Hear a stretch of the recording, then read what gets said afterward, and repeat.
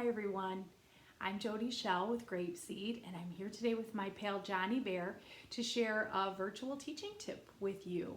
And my tip today has to do with the idea of preparing your space so that boys and girls can see well, that type of thing.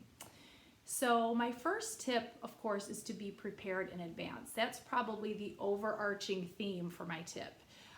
Just be prepared in advance.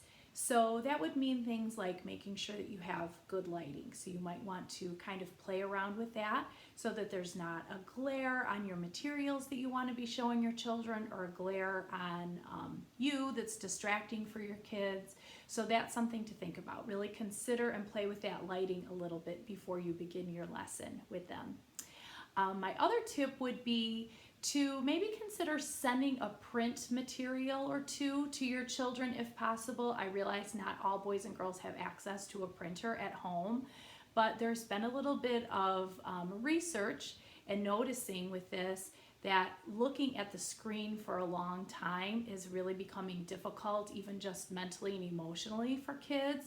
All of these Zoom calls and so forth are great, but it's a little bit troublesome for some children to kind of ingest all of that. So for some kids, if they can kind of take a break from looking at the screen for a second during your lesson and look down at a printed material instead, or in addition to, that can be helpful. So that's a thought as well as you prepare for your lesson.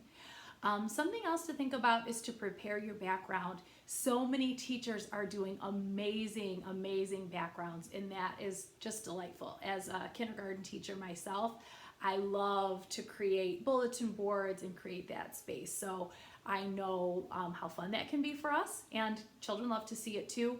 But if you just want to make sure that there are things in your background, it doesn't have to be fancy like that.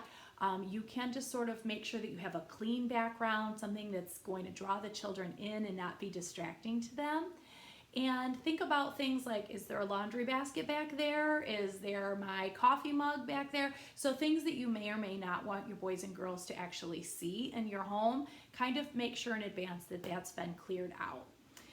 Something else to think about is clearing out your browser history before you share your screen with your children. You know, maybe last night you were doing a Zumba lesson before you started to read and relax for the evening. And so you might not want a Zumba ad to pop up while you're teaching your boys and girls. So that's just something to think about as well.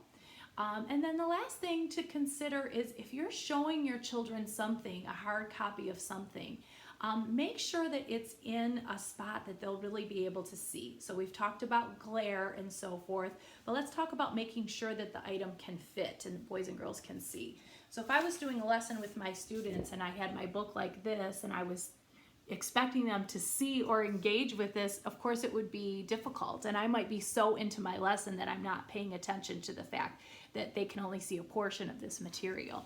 So make sure that you're in a spot where the boys and girls are able to see well. And also, on a different note, if I was expecting my children to be able to see this text, it would be awfully small. So we would want to make sure that we were in close enough that they could see whatever it is that we want them to see, when we would want them to be able to do that without a problem. So that's something to consider too. How far or close are you from the camera? And so I hope that these tips will be helpful to you. We appreciate all that you're doing to keep boys and girls engaged, but we are certainly not surprised because we know how much teachers love their students. So from Jonny and I, thank you for all that you're doing, and we hope these tips were helpful. Take care.